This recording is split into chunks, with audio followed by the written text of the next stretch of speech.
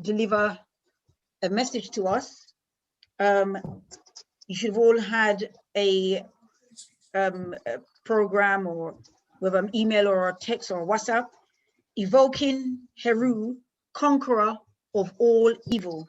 Just to say, brothers and sisters, we are familiar, most of us in here are familiar with the spiritual leader, Brother Leader Mbandaka, and we know of the great work that he has done and continues to do, leading from the front. And asking brothers and sisters that this is not someone who just talks for the sake of it. And actually, he preferred he didn't have to talk, because there's so much work to do. Talking takes up a lot of energy, but it is a necessity. So I'm not one of them people that say, stop talking. No, there's people coming on this road every day, and we're seeking better and better clarity of why we're here and what we have to do, and perfecting our work. So talking is important. But if all we're going to do is talk, then we're not going to move much further. So this is a brother who believes in building institutions, and he builds institutions. The Alkebu-Lan Revivalist movement, Shumira, is an institution, been going since 1987, 6227. That is an institution. The Alkebu-Lan Academy of Excellence, previously was the Alkebu-Lan Children's Program, is an institution, continues to go. We have our NOMO, used to be the, now it's not functioning, but it used to be Family Forum, then it became NOMO. What's the other one? Rites of Passage, our Vimba Varenga, which was a previously study program for the members. Now it's for the community. We are looking to open it back online in the spring. So sisters and brothers, and I can list a number of institutions, you know, Messiah, the month of Messiah, African Liberation Day, the newspaper, our Whirlwind newspaper. These are very important institutions. Institutions build nations. Institutions build communities. Institutions is what is going to sustain us. So being great in and of yourself, by yourself, is nothing. It has, the impact it has, it's a trickle to what we need to do to move our people forward. So building institutions is vital to our survival. So sisters and brothers, without further ado, I'd like to call forward the spiritual leader of the Alkebu-Lan Revivalist movement, Brother Leader Mbandaka. Can we give him a big black hand?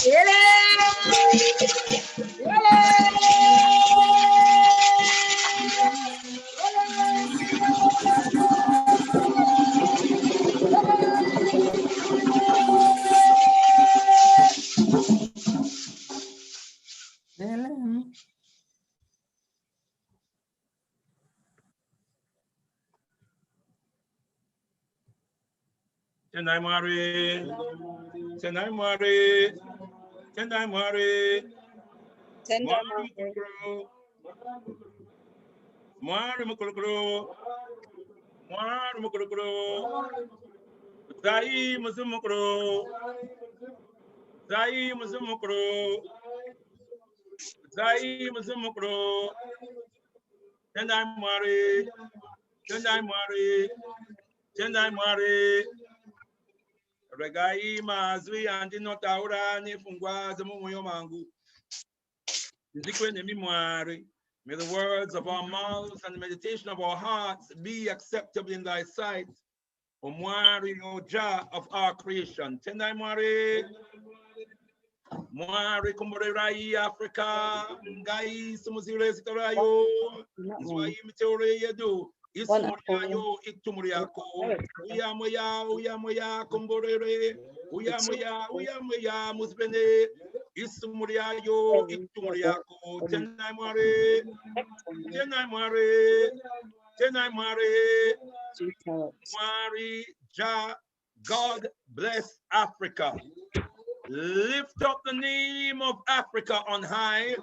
Hear our humble prayers, O Mwari, O Jah. We, family of Africa, we, this family of Africa, come, Great Spirit, come. Come and bless us. Come, Great Spirit, come. Come and be with us. We, the family of Africa. We, this family of Africa. Tendai Mwari. royal elders, queens and kings, princesses and princes of great Mama Africa.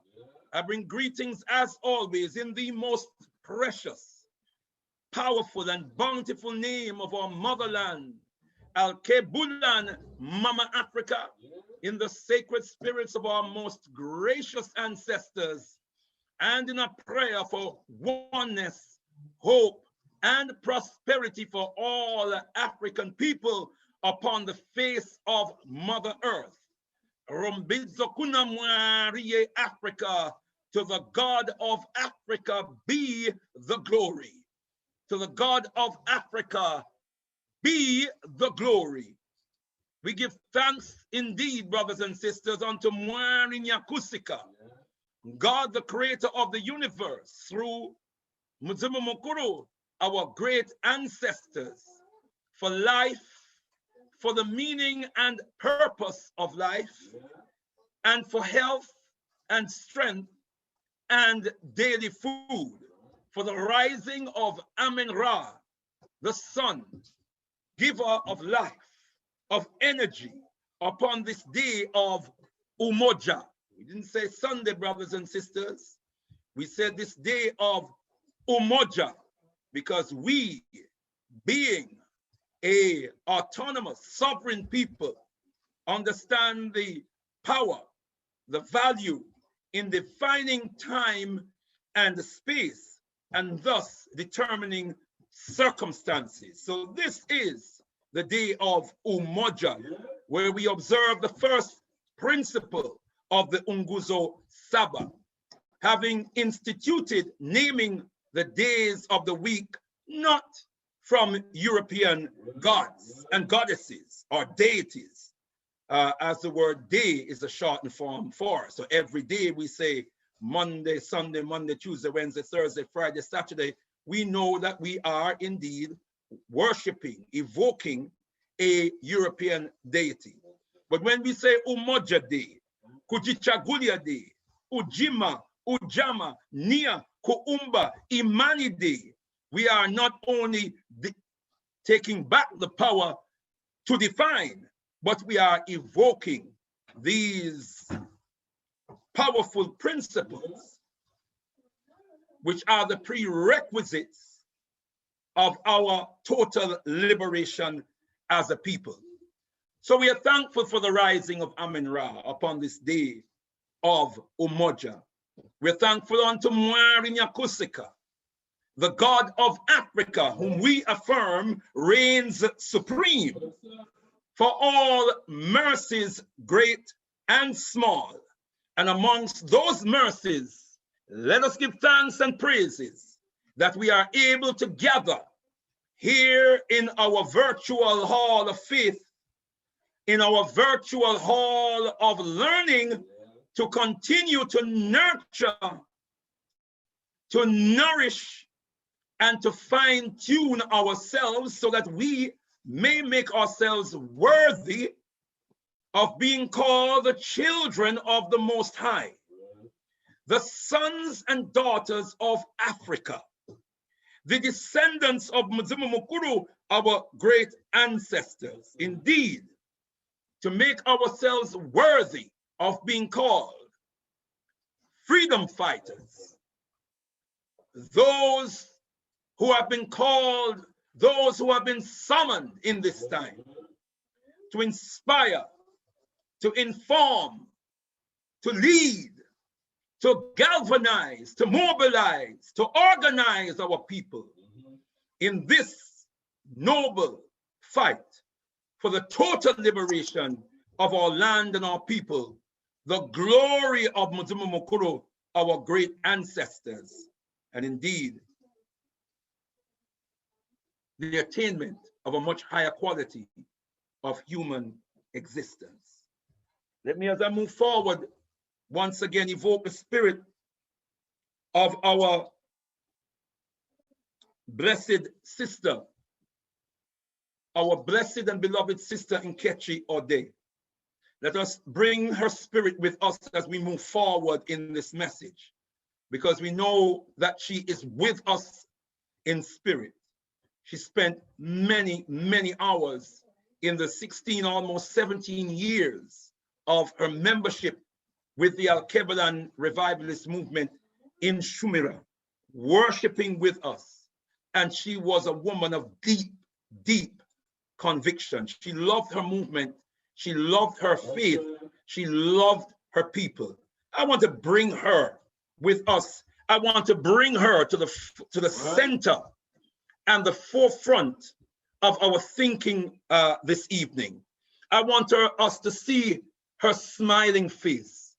I want us to hear her soothing and sometimes irritating voice, because she has this tendency to yank us out of our comfort zone. And let's be honest, sometimes we felt irritated, but I'm sure that all of us on reflection, when we were yanked in that way out of our comfort zones by our beloved sister, would reflect and realize that most times she was indeed correct.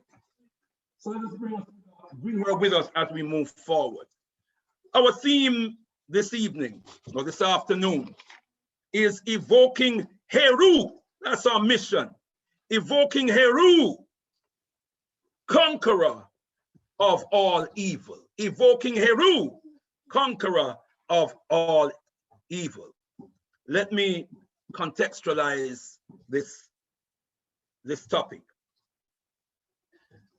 This third month of the year in our ancient Nile Valley tradition is the time when we observe, round about the 21st day of the month, we observe what we translate in this language as the equinox. And in ancient Nile Valley, it was a time of tremendous focus and ceremonializing and observance, because this was a time when we recognized that the sun had reached its midpoint in its ascendancy towards its zenith, its highest point, from its nadir, its lowest point.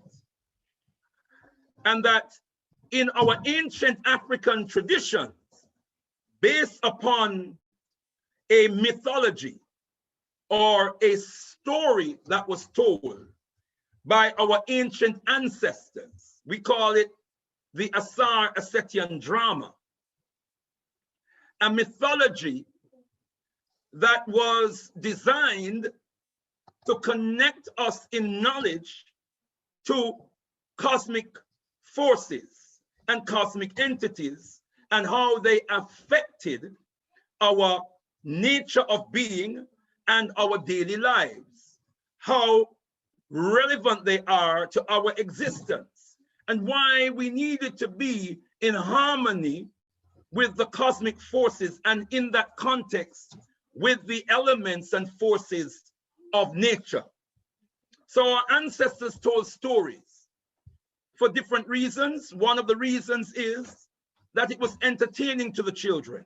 It was just a story to them until they grew up in the understanding of what the story really represented in reality. So in African tradition, mythology is not fantasy. It is certainly not deception. Mythology is, or mythologies are metaphors of reality. They are metaphors which are designed to raise our consciousness of the reality of whatever it is that the metaphor is guiding us to. So in the Ausar-Ausetian drama, there are characters, all of which relates to different elements of nature. So we had the character of Ausar and Aset. Let me just say very quickly that the significance of the midpoint when the sun reaches its midpoint in its ascendancy.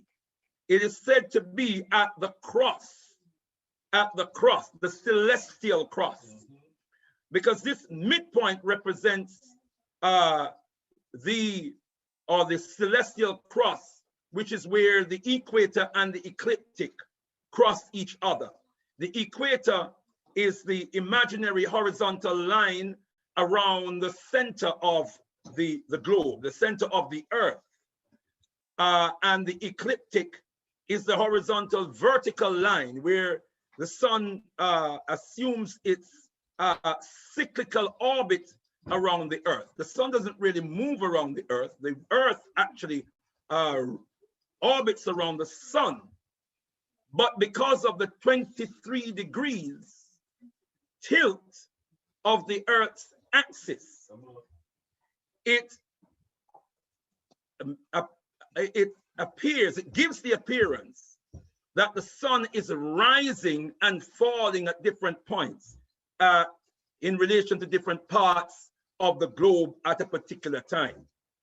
So the pathway or the orbit around, or where the sun appears to cycle the earth, orbit around the earth, that's called the ecliptic. And the midpoint where the equator and the ecliptic meets is known as the cross or the celestial cross. That is the origin of the concept of the cross. And metaphorically, the sun is said to be crucified when it arrives at that center point. Then a story is told, the Ausar-Ausetian Drama, of a man called Ausar and his twin brother, Set, who were in their upbringing. Ausar had the tendency to be obedient, to be respectful, to be adherent to the rules, to the guidance of their parents, their elders, and was often praised for his good deeds, his accomplishments, his moral and other accomplishments, his discipline, his dedication,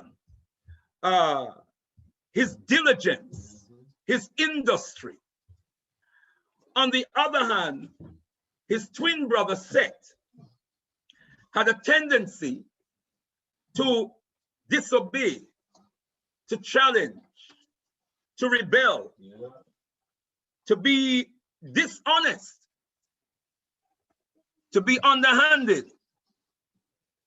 And as a result of this, Set often had to be reprimanded, disciplined, punished, and oftentimes would resent being disciplined and being punished for his behavior. He grew up with enmity for his brother, with hatred for his brother, but he concealed it. But he was often trying to get his brother in trouble, often tried to inveigle his brother into doing wrong. But Ausar was solid, Ausar was firm. Fast forwarding the story, brothers and sisters, Ausar and Set are now adults. Let me say that Set, in his original manifestation, was good, was benevolent. But somewhere along the line, there was a transformation in the nature of his character. It is called the second manifestation of Set. And in his second manifestation, interestingly, he is called Set-An. The An depicts the second manifestation. There you can see the origin of Satan, beloved brothers and sisters. So now you know where the Christian Bible get the concept of Satan from. Set and Ausar become adults. And Set, having all for so long carried this hatred, this envy, for his brother, decided that he was going to kill his brother. But he used an elaborate act of deception so to do. So he called a party, as if this party was to celebrate his brother. And in this party, amongst other things, Set An organized a game, and it involved a coffin. Now, listen to this, brothers and sisters. The person who fitted most perfectly into that coffin, that person would get a special prize. That person is specially blessed. That person will get a special prize. But this coffin was designed to fit Heru's body, Ausar's body perfectly. How did Set do this? He measured himself, because he was identical twins of his brother. So he measured himself. So he knew that the coffin was custom built perfectly to fit his brother in. And so the game began. There were 70-odd people at this party. Each of them went into the coffin. Each of them went into the coffin. Each of them went into the coffin. Now it was Ausar's time. He went into the coffin and it fitted perfectly. It's also known that the people at the party were all part of, or at least most of them were part of, this deception. So as soon as Ausar went into the coffin and it fitted perfectly, and everybody applauded and cheered, they locked the coffin, closed down the lid of the coffin and locked it, and caused Ausar to suffocate to death. Then Ausar's body was taken out of the coffin. He was severed. His body was severed into 14 pieces and disseminated all over the land of Kemet, except one piece, his phallus, his penis. That was thrown into the Nile River so that the catfish would eat it, to ensure that if ever Ausar's body could ever be reassembled, that he could not truly be resurrected, to ensure that he could not either resurrect himself, whether through the reassembling of his own body and the incarnation of the reassembling of his body, or through the reincarnation through giving or siring a son or a child. The mother of Ausar, the wife of Ausar, Set, when she learned of her husband's demise and what had happened, she and her sister Nebhet embarked on a massive search along with other women folk around the lands surrounding the Nile, all of the lands surrounding the Nile, the lands of Kemet and all the lands, searching high and low for the pieces of Ausar's body, to put those pieces of Ausar's body back together again in order to resurrect him. They found 13 pieces.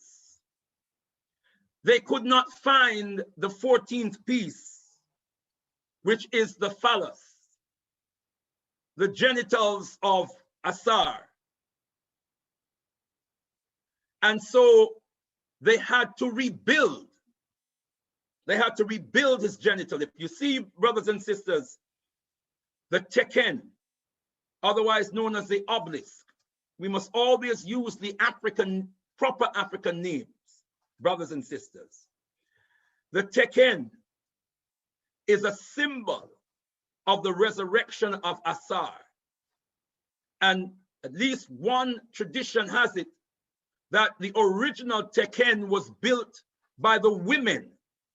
It symbolized the restoration of the phallus or the manhood of Asar through the reassembling of his phallus. In the mythos, Asar then impregnated herself through the reassembled phallus of Asar and gave birth to Heru, the son and reincarnation of the father. Heru was born with one purpose, one preeminent purpose. And that preeminent purpose was to avenge his father's death. Those of us who see the film Lion King, brothers and sisters, you might begin to recognize some similarities between Lion King and the Ausar-Ausetian drama. So we know where they get that from. Is everybody with me? And so Heru grew up being nurtured by his mother, being nurtured by his auntie Nebhet and other members of the family, including his uncle Tehuti, who was the brother of his father and was cultivated within the ways of his father, but also instilled with his preeminent, with the consciousness of his preeminent purpose, which is to avenge his father's death. Why was that important? We must remember that we are now in the realm of deity. And the power of deity is that deity affects the lives of human function. And so if Set is not reined in, if Set is not conquered, then the ways of Set, which is Isfet, and if anyone who doesn't know, Isfet is the opposite of Ma'at. So Ma'at is truth, fundamentally. Justice and righteousness as pillars of truth, and then harmony, balance, reciprocity, and order. Asar represented Ma'at. Set or Setan represented Isfet. And Isfet is the opposite of everything that Ma'at is. So if Ma'at is truth, Isfet is falsehood. If Ma'at is justice, Isfet is injustice. If Ma'at is righteousness, Isfet is unrighteousness. And so Isfet is also disharmony, imbalance, selfishness as opposed to reciprocity, disorder. Now, brothers and sisters, Heru went to war against Asar. When he became a man, he went to war with Asar. Sorry, with Set. Please forgive me. And this was an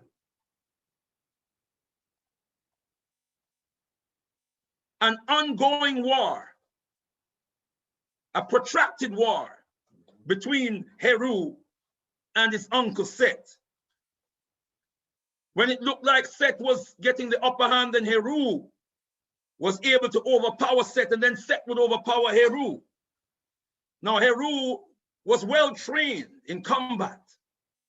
Heru represents willpower, the indomitable will. Heru represent that which never concedes. Heru is determination. And so Heru battled on. In the battle, he lost an eye, but he kept fighting. Then it occurred to Heru that he was sustaining injuries and that this fight was long protracted and seemed to have no end. So he went to his uncle, Tehuti. Remember, Tehuti represents wisdom, knowledge, understanding, keen insight, exceptional perception, and authoritative utterance of the power of the word. So he went to his uncle for advice. And his uncle advised him that you cannot win a war or combat purely through physical force, brute force, physical skill. That you had to use wisdom. You had to use knowledge. You had to use nuance. You had to use subtlety. You had to study your enemy. You had to study your opponent. You had to know your own strengths and your own weaknesses. You have to try other means, other skills than just physical force, physical skill. And so Heru listened to his uncle, listened to the guidance of his uncle, and was able, by mixing physical combat skills with subtleties, skills of the mind, of the intellect, of the intuition, he was able to conquer Set and to banish Set to the underworld. Now, what is the significance, the significance of this story to us and to our lives? And I must say, brothers and sisters, that every year, we in the Alkebu-Lan Revivalist movement, we return to this story. We have children being born to us every day. We have to repeat these narratives so they can hear it, learn it, and understand its significance. These stories were told by our ancestors. As I said, on the one hand, it was about learning and understanding the cosmos, the elements of the universe and nature and how they related to our lives. But it was also a lesson of moral guidance for all of us. I want to focus on that in the little time that I have, brothers and sisters. Because the mythos, first of all, focuses on the individual and the battles that we have in ourselves. Asar, Set, Heru, Aset, Nebhet, all of those characters are in us. And the story, the narrative, challenges us to always examine ourselves in the mirror of Ma'at. Yes, in the mirror of Ma'at, the mirror of truth, the mirror of justice, the mirror of righteousness. Examine ourselves and ask ourselves which of these characters are most dominant in the way we manifest our character. Is it Set? Is it Asar? Is it Heru? How do we conquer the Setian tendencies that may exist in us? How do we go about nurturing the Asar in us so that the Asar in us or the Heru in us can conquer the Set that tries to destroy our character, to dominate our character, and try to destroy everything around us? In our African tradition, the Kemetian tradition, we're given the concept of the 9 parts of the soul. And one of the 9 parts of the soul is a kaibit, or the shadow, which is the reflections of the self in our environment, in our social environment, how we impact on others. What energy do we bring when we come amongst others? Is it a joyous energy? Is it a healing energy? Is it a healthy energy? Is it a harmonizing energy? You know, some of us in family, in community, in organization will always bring a harmonizing energy, a uniting energy, an empowering energy, an energy that encourages reciprocity. But then there are some among us in family, in community, will always bring a negative energy, a disharmonizing energy. That's our kaibit, our shadow, you know, in as much as a shadow, when your shadow reflects everything that you do, every move that you make. Your kaibit is the impact, what bounces back from your community or your social circles, what bounces back to you is your kaibit, because it's telling you something about yourself. So this narrative, this mythology, first of all, challenges us to take a good look at ourselves. Then it challenges us in the building of families. Because Ausar-Ausetian, Heru, Heru are all family. They're all part of a composite deity, which makes them one person, but they're all separate. In mythology, you can do that. They're all separate individuals within a family. And how do you relate in a family? If truth is not the foundation by which we are all ordered, then justice will not happen within the family. Righteousness, harmony will not come within the family. And truth begins with being truthful to yourself. There are those among us who like to criticize the other person, especially in relationships. We like to criticize the other person. It's always your fault. I try not to do that to Sister Kai, I promise you. And I hope Sister Kai will bear me witness. I consciously, she's scratching her head now, looking up in the ceiling. So I don't know what that means, brothers and sisters.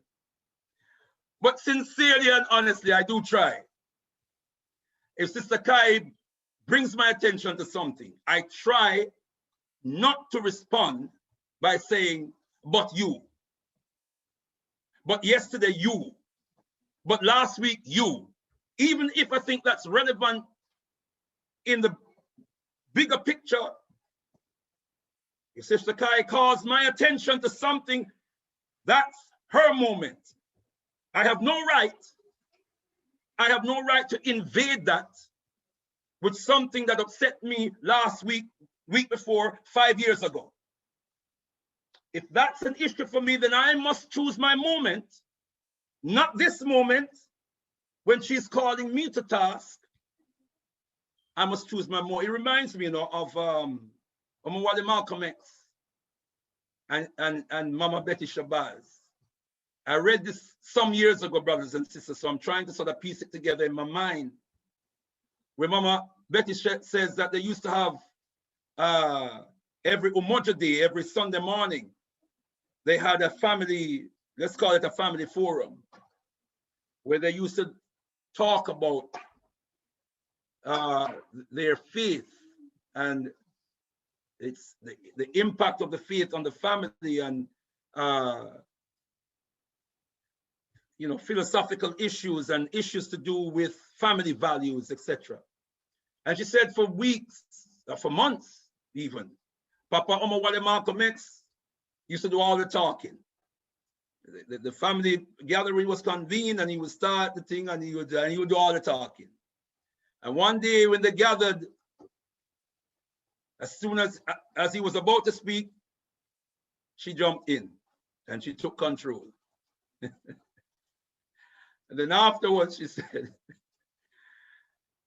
that he said to her what an impact it had on him. He said, all this time, I'm doing all the talking. It never occurred to me. And he simply apologized to his wife. And from that time on, he would consult with her. Yes, sometimes he would be the one who would do all the talking, most of the talking, but sometimes it would be Mama Betty. And that's how they resolved that. If we are going to build strong family, strong community, strong nation, strong organization, and a strong race, we have to understand that family is the basic unit of the community, the nation, and the race. It is the basic organizational unit. And the nucleus of the family is the bond between the man and the woman. If we can't get that right, it's not going to happen. You can be committed to liberation, to thy kingdom come.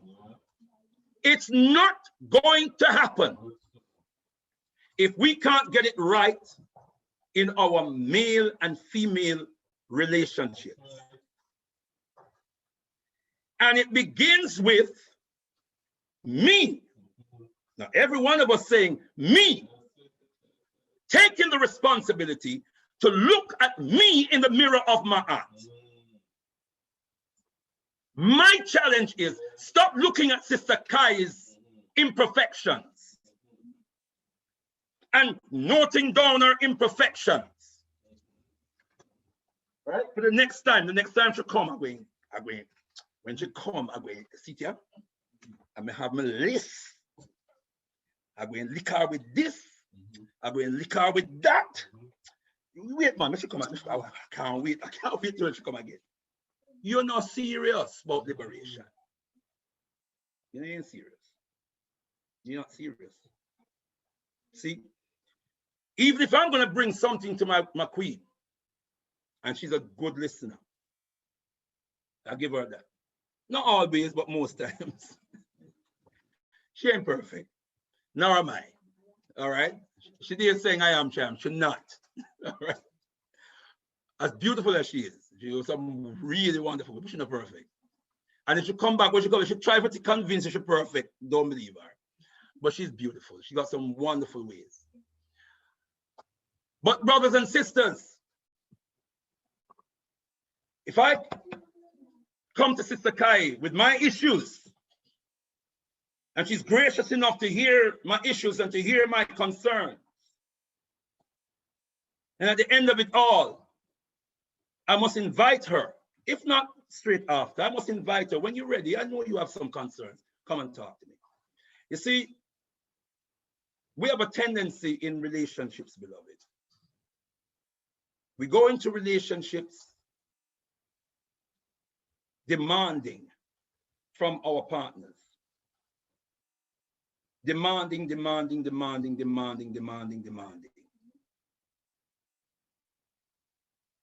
If we are approaching it with the wisdom of Tehuti, the wisdom of our ancestors, I came into this relationship. Sister Kai was my best friend before we even got together, right?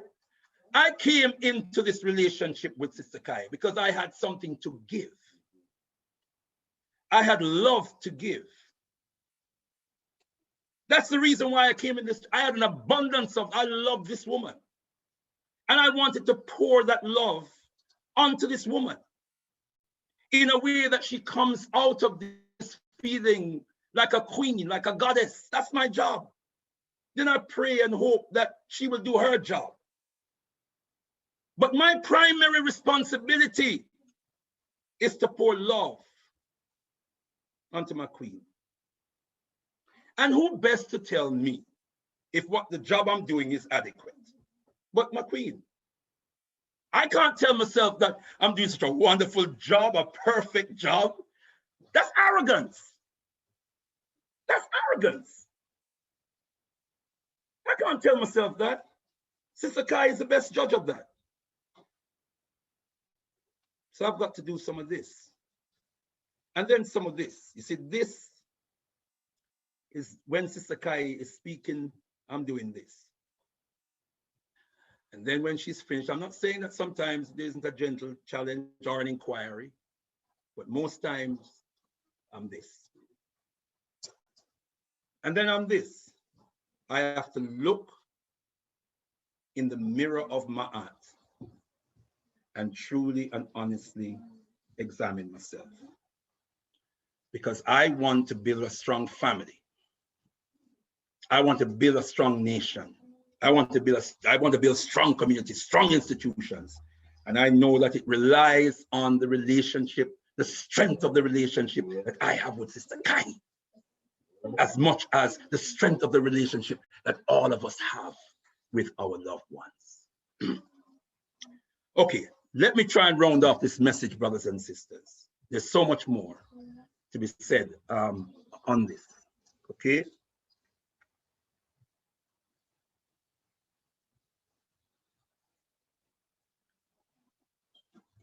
This is the foundation of the harmony that we need in our homes. The harmony that our children need to witness and to grow up in, so we can have healthy children. Some of our families, some of our homes are like war zones. You just can't get it right because everybody's being so defensive. Not listening. Too much of that. We're not listening. Yeah. Sometimes we need to listen. I say nothing. Just go away, look in the mirror of my heart, and come back. Things will work out much, much better. Don't come here and talk about liberation. I'm doing liberation work. Yeah? And you're not liberating yourself from your own aesthetic tendencies. You're bringing isfet. Remember, isfet is disharmony. You're bringing isfet to your relationship and therefore to your home and therefore to the community and to the nation. It's a microcosm of why we can't get it together in the nation. So, brothers and sisters, this is the month where we also observe the Battle of Adwa, the invasion of Abyssinia, as it was called then. We call it Ethiopia today. And the battle to resist and to defend that space. It is also, I'm just rushing ahead now, brothers and sisters, because of time. It is also the month where we recognize Ghana's independence. Ghana's independence, when Ghana emerged as a so-called independent nation. When Ghana sought to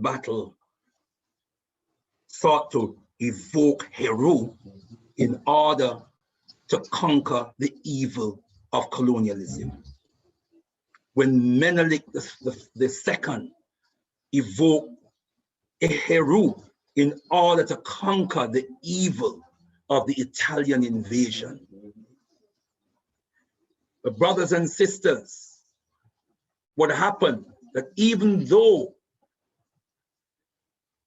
the Battle of Adwa was a successful battle, the Italians came back again and was able to invade and do far more damage that Ethiopia is still suffering from today.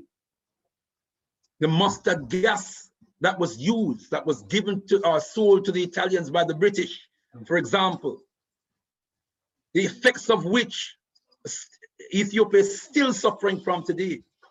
The evil forces of Isfet, of Set-An, is upon our African continent because we are not united in the way we should be.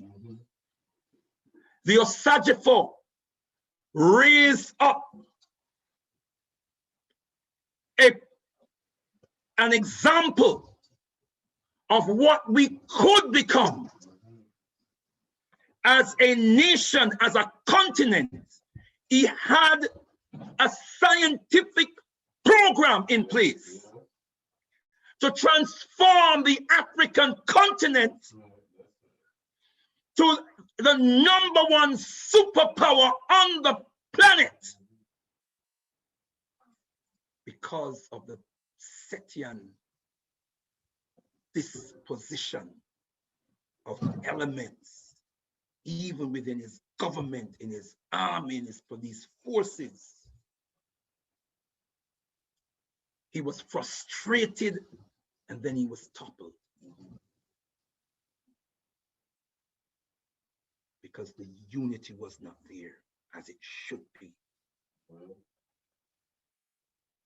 This is a month where we also commemorate the National Black People's Day of Action. Once again, 13 of our young people in a party having fun. Some nasty, evil character. We suspect it was a racist firebomb attack. And regardless of the chicanery of the state, that is still our suspicion. That this was a massacre, not just a fire, a massacre. Roasted our young people alive. Killed 13 of them, and a 14th jumped to his death out of a window because he was still reliving the trauma of that night when young people were jumping out of the window of the 2nd floor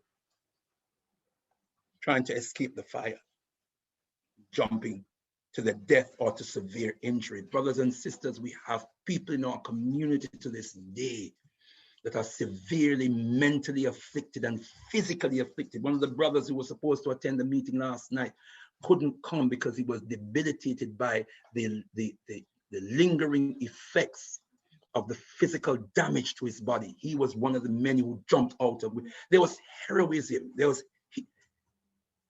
Heru is the prototype of the hero in any story that we hear, right?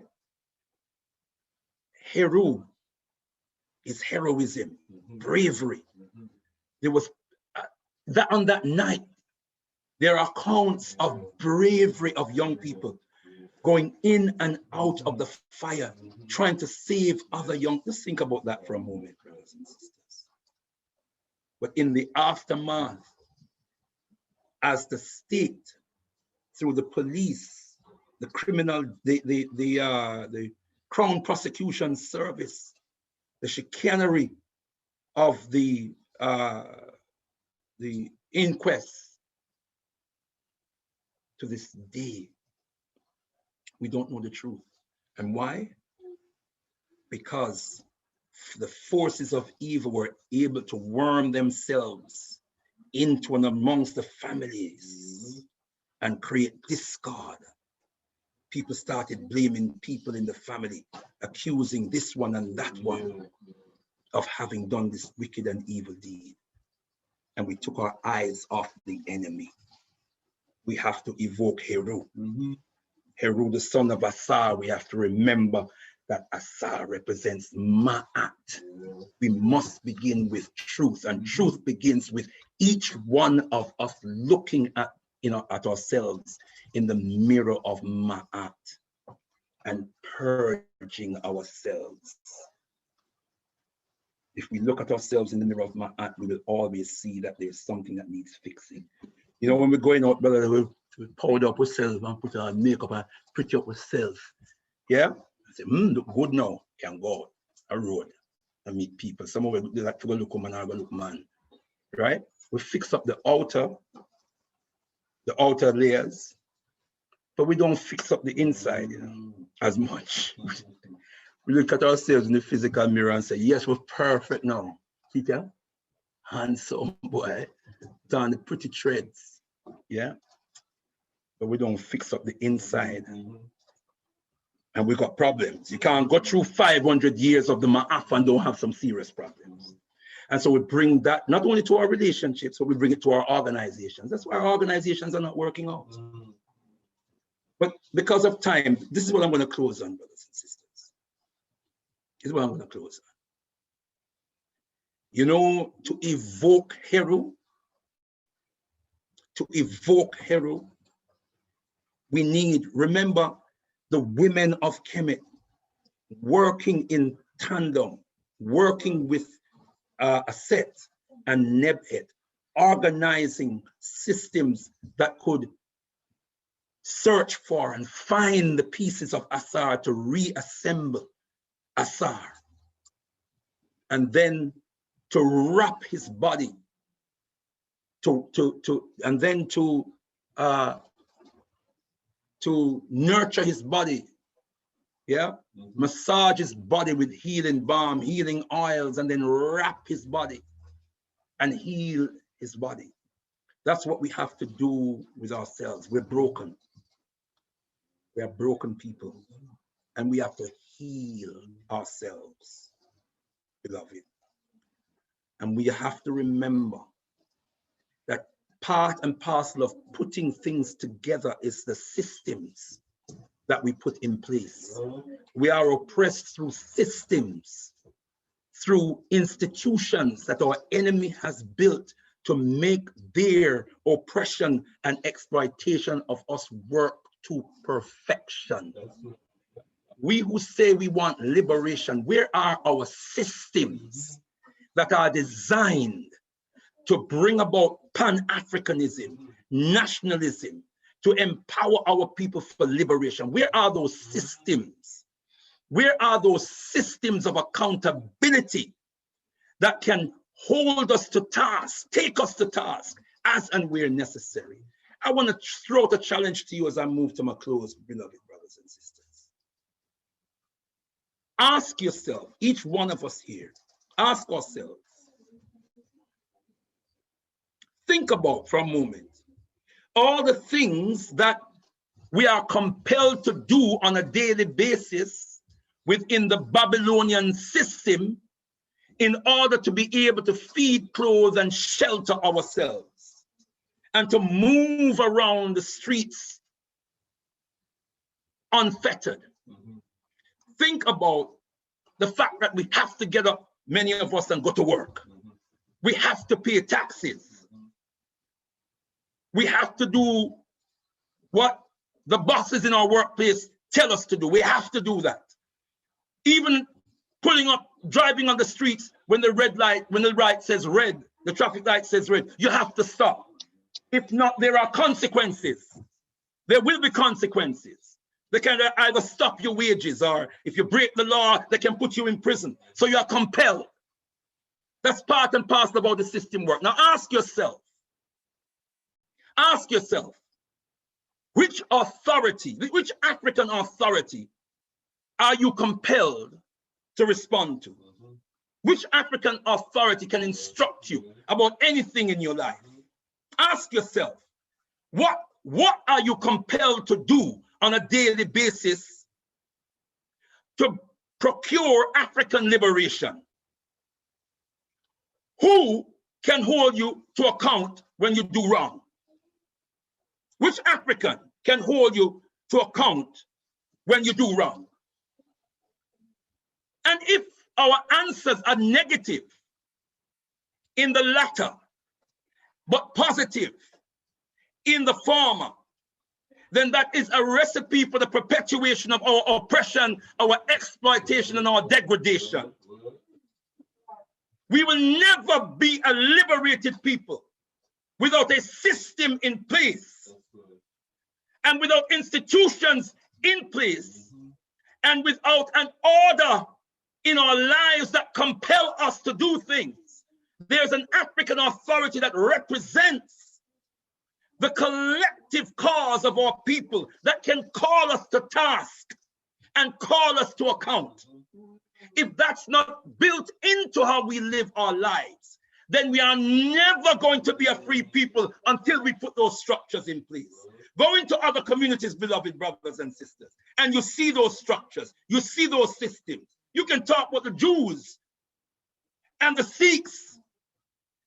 You can talk about all of these other people, but they have their institutions. They have their systems of accountability, but we don't. That's a dangerous position to be in. So I'm going to have to close it there because of time, beloved brothers and sisters. If we are going to evoke Heru in order to conquer evil, Heru represents will. Heru represents indomitable power. Our power is in our unity.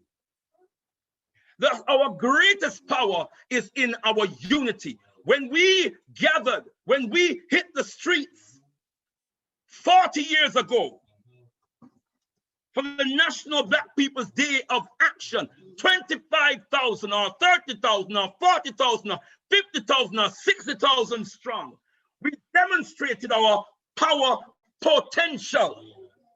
We showed the society and the world what our power potential was, but what we failed to do was to actualize that potential through harnessing the power that we were demonstrating and organizing that power into a permanent nationwide structure that would provide, promote, preserve, and protect our interests as a people. I'm talking about a nation, a national body that we have resourced, we have mandated to protect and preserve our interests. So going forward, let us think about nation building, brothers and sisters. Let us think about nation building, and let us remind ourselves that it begins in our mind, our mindset. Let us remind ourselves of the challenges that it poses to each one of us as we look in the mirror of Ma'at, as we look in the eyes of our loved ones, with whom sometimes we're just not being honest. Let us remember that it starts with that. And then we talk about the family, the community, our organizations, and the work that must be done to build those organizations, build those institutions, build those structures, community structures and systems that are designed indeed to unite our people and to collectively empower our people for our total liberation. In the words of Heru, I am the great one. It's the word of Asar and Heru. I am the great one, the son of a great one. I am fire, the son of fire, the one to whom his head was given after it had been cut off. Because the head of Asar was removed from his body, yet I did not lose my head. Don't have time to unravel that, brothers and sisters. Yeah? But I have knitted myself together. These are the words of Asar. I have knitted myself together. I have made myself whole and complete. I have renewed my youth. This is Asar now coming back as Heru. I am Asar himself, the Lord of all eternity. I have knitted myself together. If Asar had not knitted himself together and made himself whole and complete, he could not have renewed himself and then declare himself Asar, the Lord of all eternity. Could not do that. If we ever want to be masters of our own destiny again, we must knit ourselves together in order to make ourselves whole and complete, to renew our youth. Why are our children still going to the killing fields of these people for them to tear up their brains, tear up their minds? Why aren't we prioritizing building schools for our children, rites of passage programs for our children. They deserve better than we have been giving them. We have to look at ourselves in the mirror of my heart and stop making excuses and make this thing, discipline ourselves and make this thing work. So I close, brothers and sisters, the name and the spirit of our sister Nkechi Ode, who sacrificed so much to build this movement. And I close, as I always do, in the words, merging Sister Nkechi Ode's spirit with the spirit of the most eminent prophet and king, His Excellency Marcus Mosiah Garvey. Unite, come on, unite, organize now or perish. Rise, you mighty African people, for you can accomplish whatever you will. Africa, to the God of Africa be the glory. Tendai. Bless you, brother.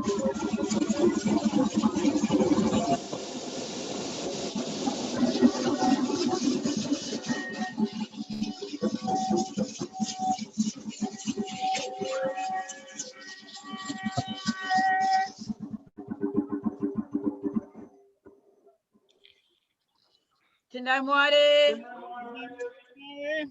Give thanks, brother leader, once again for a really powerful and uplifting message. I'm sure that all of us will have to go away and think about ourselves a little bit more. And that's what we're here for, to challenge ourselves. As well as celebrating ourselves, we have to challenge ourselves so that we can be better people. Give thanks, brother leader, for your message.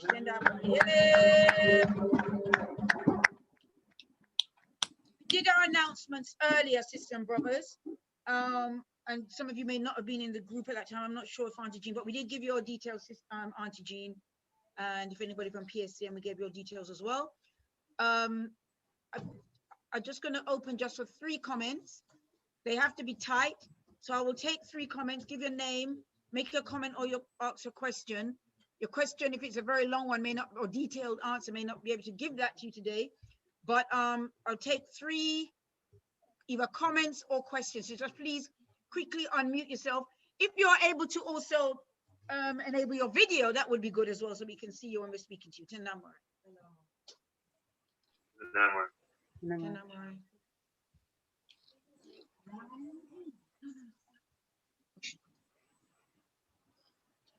Please go ahead and unmute yourself. If you got something to say, just say it straight away. Tendai. Let the Empress go first. Oh, sorry, my brother. Tendai, Sister Kanaya here. Thank you, brother leader, for a very, very multi-layered, powerful presentation. Absolutely beautiful. I know time is very, very short. My question is, can you remind us of the 9 parts of the soul, please? Tendai.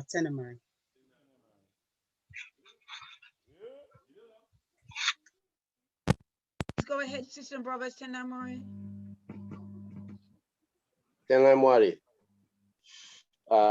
Tendai, give humble thanks to brother leader, to Sister Kai, and to Alkebu-Lan, the society, for this perfect gift on my Earth Strong.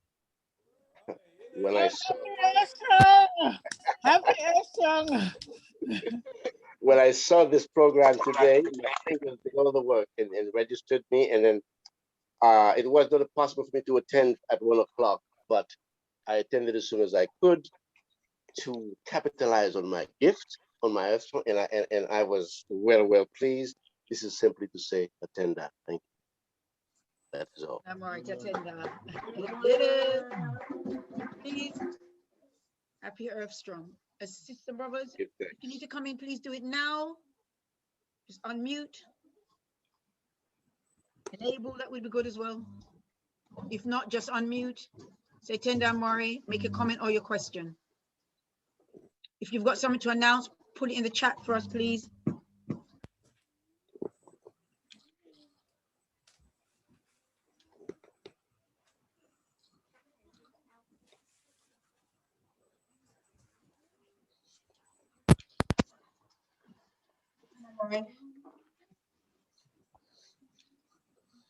Tender, my brothers and sisters. I just want to say to tender to Brother Leader for the message. I personally feel for many of us that was almost like a counselling session. We've been in lockdown for over a year now, and if this isn't a time where we've been with our families and realised that we need to come together to, as Brother Leader said, look at ourselves in the mirror of Ma'at, and that is something that my dear sister in Kechi was very good at. So yes, like I say, thank you very much, Brother Leader, for the message. But I also would like to just share a picture. For those of you who already know, it was World Book Day this month, or on Monday, and my daughter had a brief of being deep and meaningful and not to worry about too much the costume. So this is in commemoration of the New Crossfire, and I hope you can see the picture that I'm showing here. No, I can't see it. Oh, so you can see it. You can't see it. What do you mean? Raise it up a bit. Just, Yeah, quite Oh, where's the big. phone? there you go.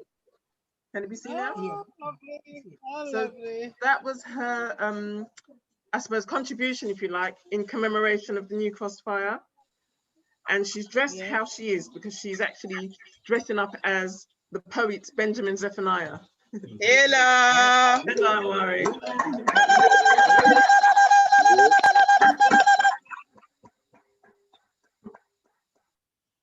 Tendai Mwari. Give thanks, sisters and brothers. I'm just Cyber Rasta. I think is just connecting. I'm just going to say Tendai Mwari to some of the newbies. Is there any newbies?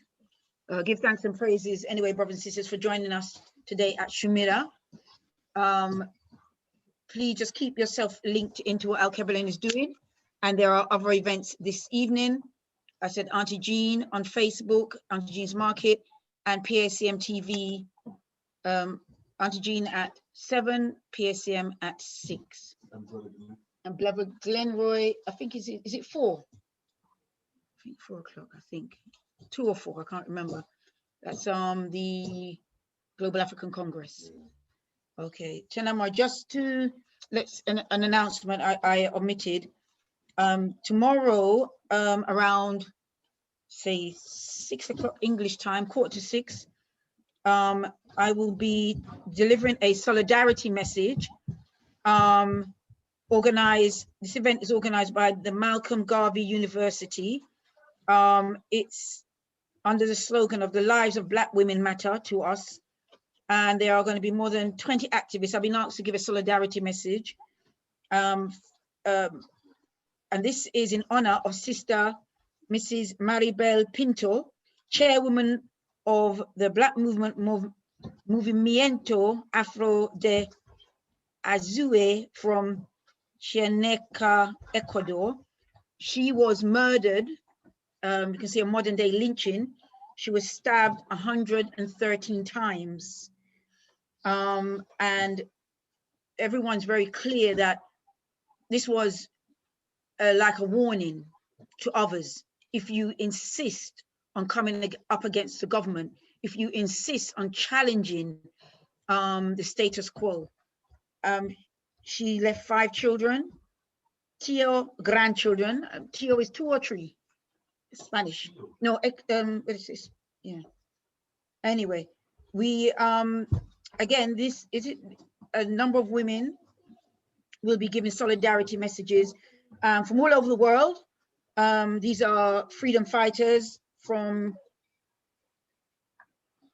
Ecuador, Colombia, Brazil, Spain, Cameroon, Jamaica, Guinea, Senegal, Peru, Nigeria.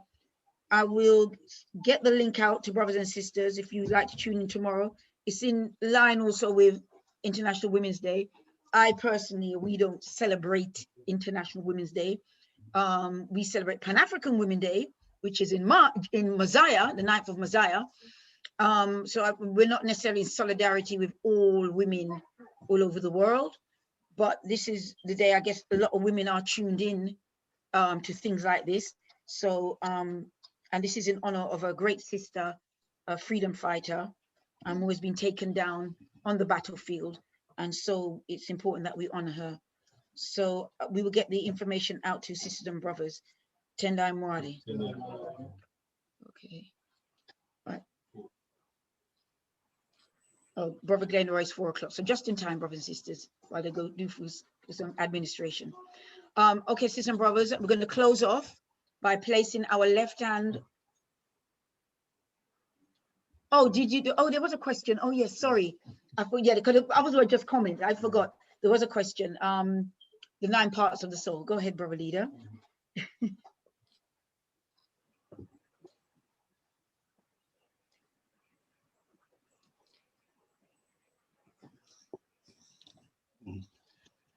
Okay, Tendai Mwari. Moving swiftly on, beloved brothers and sisters. I must share this with you very quickly. I'll show you the power of culture and institutions and passing on to our children. And I want to hail Princess Kianga. Yeah, you know, that is a classic example of what putting in place, instituting the culturalization, the politicization, as well as the education and socialization of our children, and blending, having institutions that can blend the delivery of all of those disciplines to our children, how important that is. And that's one example. Can we hear her again, please? Not only has she got the information, she's all her life, every year this time, we've revisited the New Cross Massacre, the National Black People's Day of Action, and we do it emphatically, we do it ceremonially, we do it within the context of various institutions that we have within our movement. And so it's etched in our deeper consciousness. It's a part of her whole being. She's a part of those 14 martyred Africans. It's just a part of her now. Yeah. Well, this morning, my 5-year-old, well, the 5-year-old and the twins, my grandchildren, they were engaging in play. I like to listen to the children when they're playing to see what they express in their play. That's very, very important. And this morning, whatever they were doing, it involved engaging in something to do with princesses, that, you know, engaging in expressing themselves as princesses. Yeah. That was the twins. Yeah. They're 7 years old. Princess Zahira and Princess Sapphire.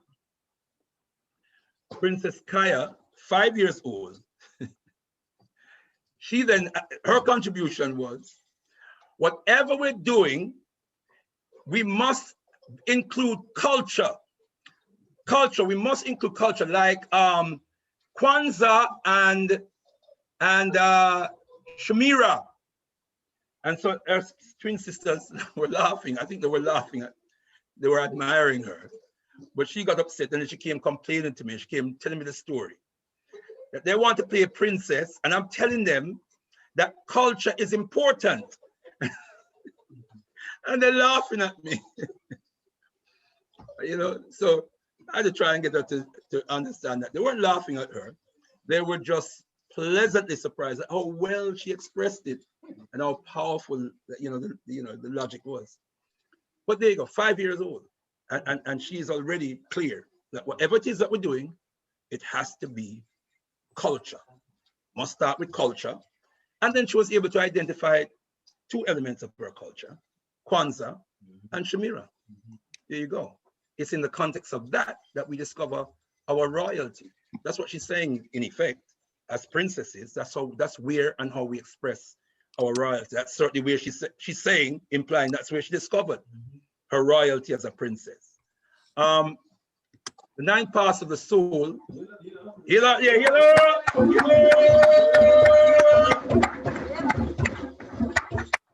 So we have the ka, the ba, the kat, the ab, the kaibit, the ku, the sahu, the sekem, and the ren. Time doesn't allow to really go into any details brothers and sisters. But briefly, just to say that the Ka is the vital energy, right? The essence, it's the life force. It's what, it's the breath of life. It is what leaves our body and ascends to the realm of the ancestors after we die. There's the Ba, which is our personality, our divine personality. That's the personality. The Kat is our physical being, which according to our ancient ancestors, that also had spiritual properties. The Ab is the heart soul of our beings, the seat of conscience of our beings. So the Ka, the Ba, the Kat, the Ab, the Kaibit, I talked about earlier on, which is the shadow, reflections of the self within our communal and social circles, what bounces back, what we learn from ourselves, what comes back to us, in terms of the impact that we have on our circles. So we have the Kaibit, we have the Ku, or the ethereal being. That's our highest being, and that element of the self that dwells with the divine. So even in our earthly existence, there's an element of ourselves that is connected with and dwells with the divine. That's the wisdom of our ancestors. The Ku, the Sahu, is the mind soul. So it is something to do with divine intellect. Okay, so that when our intellect is connected with our true nature of being and expressed through our culture, it expresses itself only for the purpose of self-preservation. That's the Sahu. Many of our people will call high intellectuals. They have PhDs or they have MAs or whatever it is. But the way they use their intellect does not empower our beings. It does not empower, it doesn't promote African interests. That means they're disconnected. The Sahu is disconnected, all right, the mind soul. And then there's the Sekem is our sense of deeper sense of inner sense of royalty, yeah, inner sense of royalty, nationhood, yeah, Tendai Mwari,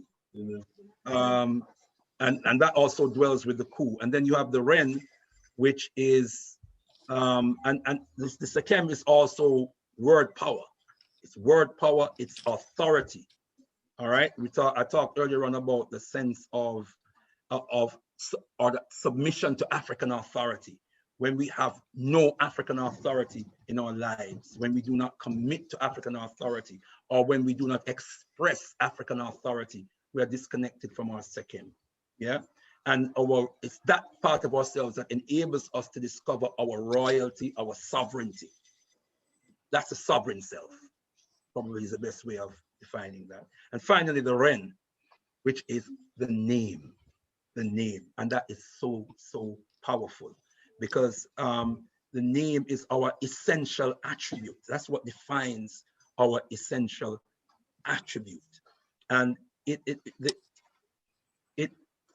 our ancestors say, until a name has been uttered in our souls through the ears as one of the channels to the soul, we are not yet truly alive. Yeah. And so the Ren, our names, our African names, are of fundamental importance. That's the 9 parts of the soul. Tendai Mwari. Blessed And I'm Mwari. Give thanks for that, brother leader. And Tatenda, thank you, sisters and brothers, for joining us in Shumira this month. Join us again next month, 1 p.m. If we close out now, if we place our left hand on our hearts and raise our right hand, and if we please rise.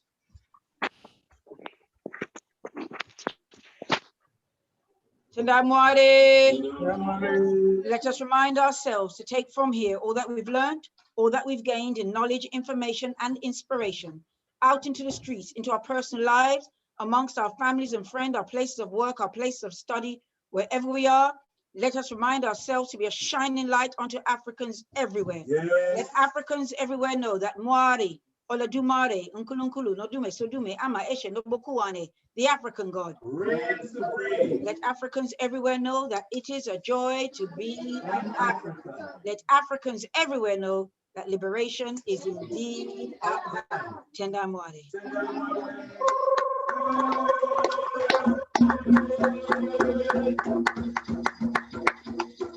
Okay, Tenda Mware, sisters and brothers. So we've closed out now. But you know, if you want to have a little 2-minute chin wag before Brother Olatunji lock off everything, you know, sharp with that. Please do. No, me just